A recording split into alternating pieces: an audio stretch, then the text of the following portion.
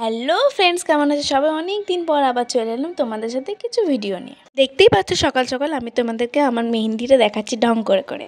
যাই হোক, আমার মেহেন্দিটা কেমন লাগছে জানিও কিন্তু। সেদিন ছিল শ্রাবণ মাসের বাঙালিদের প্রথম সোমবার, তাই বেরিয়ে গেছিলাম সকাল সকাল ঠাকুরের মাথায় জল ঢালার উদ্দেশ্যে। ছিলাম আমি, আমার একটা বোন, আমার বোন ফ্রেন্ড দুটোই, আর আমার মনি গেছিলাম, আর গেছিলাম আমার বড় ঠাম্মা।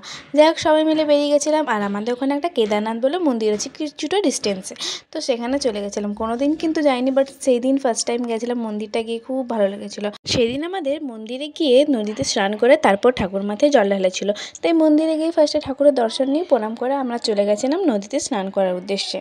আর এখানে আমার মা আমাকে দেখাচ্ছিল, দেখ কত লজ্জাপতি গাছ হয়েছে।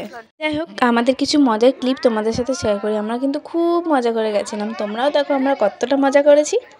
আমরা সবাই এই কজন একসাথে থাকলে আমরা প্রচণ্ড মজা করি, আমাদের কাউকে দরকারই লাগে না।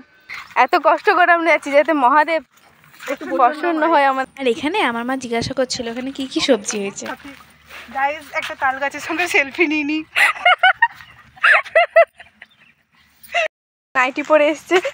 এই শুশুনি শাক তুলবো একটু। না গাইস, নাইটি পরে গেছে। একটু শুশুনি শাক তুলবো, একটু কুলেখাড়া শাক তুলবো। হ্যাঁ, তুলো। বাড়ি গিয়ে একটু রান্না হবে, রান্না হবে। জমিয়ে রান্না হবে।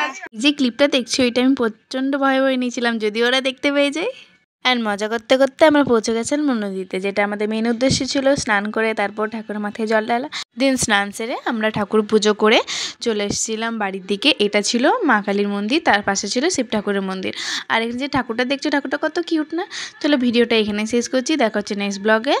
সবাই একসাথে বলি হর হর মহাদেব।